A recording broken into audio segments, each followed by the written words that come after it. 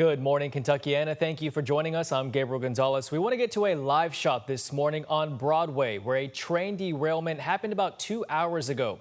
Our crew is on scene right now. This is on Broadway in West Louisville between 12th Street and 15th Street. Those of you familiar with that area, it's next to the McDonald's and Wendy's.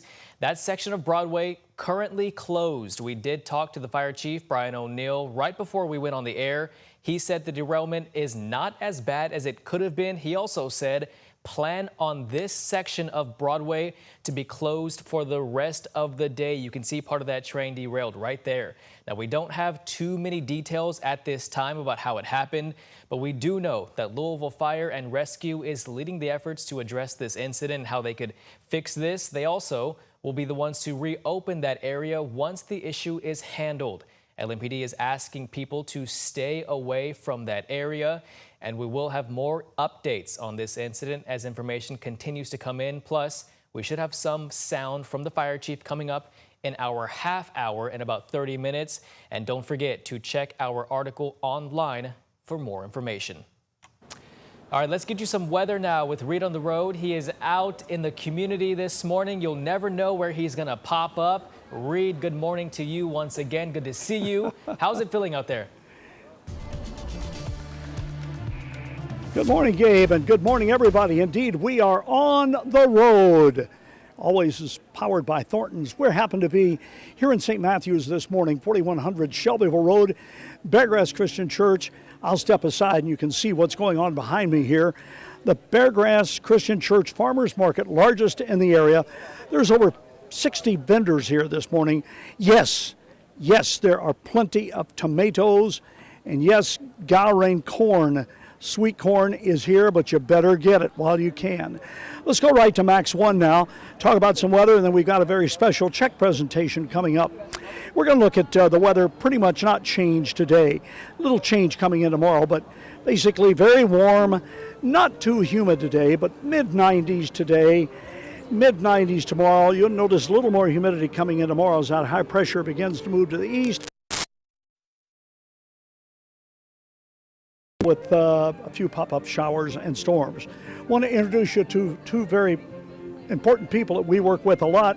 This one is Dawn Lee, president of the WHS Crusade for Children. Good morning, Reed. What a great spot.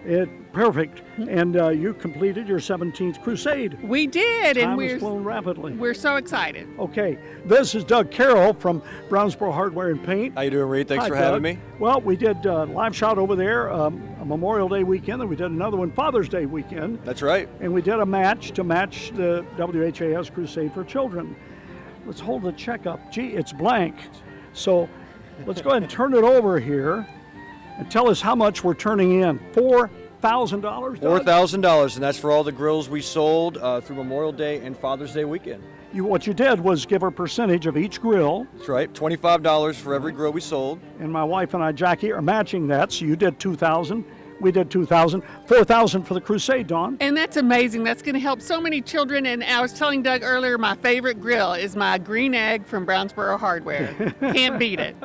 Indeed, and this is the perfect weather for it. Dawn, it's always good to see you. And Doug, I see a lot of you because I hang out in Brownsboro Hardware with a credit card quite often. Okay, we're going to go back to Gabe. Gabe, you bring us up to the stories we're working with this morning. We'll see you again in 15 minutes from right now. All right, sounds good. Thank you, Reed.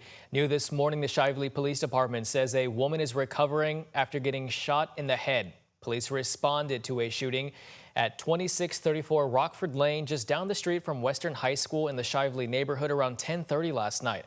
Officers found a woman in her mid-30s with a gunshot wound. Officials do not believe this was a targeted attack, and she's expected to survive. They are asking anybody with information to call 502-448-6181.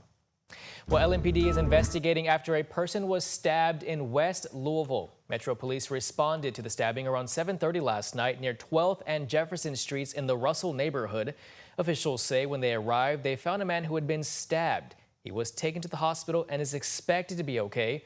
Authorities encourage anyone with information on this stabbing to call that anonymous tip line at 574-LMPD. People in the Algonquin and Park Hill neighborhoods are calling on the city to finish what it started. They want to see movement on the Reand Project, which started back in 2023. The city allocated $10 million of American Rescue Plan money to renovate the vacant brownfield property. The land is believed to be contaminated because of the former plant, which needs to be restored. The Community of Opportunity Neighborhood Association is asking the city to transfer the property to Reand Group so they can build green, affordable homes. Leaders in the two neighborhoods came together yesterday to talk with city officials. In all neighborhoods in the West End, we have to do this to get our voices heard. Until we do this and come together, nobody's going to listen to what we have to say. The proposal involves a 3 to 4 story affordable housing complex with more than 200 units. Bars in Nulu will be closing 2 hours earlier now during this holiday weekend. This comes as business owners and city leaders look to crack down on potential street takeovers. They met with the mayor to discuss the recent crowds gathering in the area and security. Owners called the gatherings bad for business because they block their entrances and are not spending money there. A couple of bars in the area typically stay open until 4 o'clock in the morning. However, yesterday we learned some of those businesses will be closing their doors at 2. That was something that businesses offered up because they felt unsafe. Their employees last weekend were literally leaving at the time that gunshots were ringing off. So it was a countermeasure on the behalf of businesses to say, hey, until LMPD can get this under control and guarantee that you can have public safety in place, we've got to close early.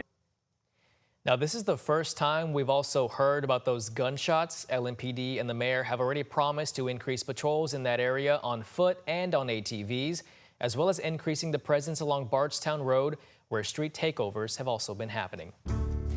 Freedom, alcohol, and popcorn. It's the talk of the town in Corydon, Indiana. One of the biggest annual events in the Hoosier State's first capital kicked off yesterday. We're talking about the Popcorn Festival that's celebrating with a new ordinance and expanding where you can drink alcohol. WHIS 11's Jose Alonso spoke with festival attendees and a local bar about this change. Although temperatures were in the 90s, it didn't stop Hoosiers from getting down and snacking on some popcorn. But there are new signs on the ground across historic downtown Corydon, Indiana that are all the buzz. They're selling in these cups. There's a big square they're able to drink at. It's just, you can walk around, see the vendors and everything and still drink. How does that make you feel? Oh, I love it. I'm from Louisiana originally. We drink everywhere. So. On April 1st, the town council passed a designated outdoor refreshment area, or DORA ordinance, establishing these boundaries where people can consume alcohol. Businesses like the Alibi, a bar within the DORA perimeter, are participating with these designated cups. I think it can help out a lot as long as everyone follows the guidelines with it and such, and it gives people a little bit more freedom. It helps out local businesses instead of just being trapped into one little section. It's also Independence Day. Does this give you another sense of, I don't know, freedom? Freedom, yes. Oh, yeah, yes, yeah. Freedom. Very nice. The loose popcorn on the ground won't let you forget this is also a family event. Kids participate in various kinds of games, including corn. Annual visitors say they couldn't be in these areas with alcohol before. Yeah, it was kind of like restricted to like one area where we just had to stay in the beer garden, and you couldn't take any alcohol beverages out of the beer garden. But this year they've changed it, and now you can walk all around it with it. So if you plan on grabbing a drink with friends or family, locals just ask for you to not take too much advantage and drink responsibly. Jose Alonso, WHIS 11 on your side. And the festivities are continuing today at 9 o'clock this morning with a Colonel and Colonelette contest, followed by the Popcorn Festival Parade at 11. Make sure to take a bucket to collect all that delicious popcorn being thrown in the air.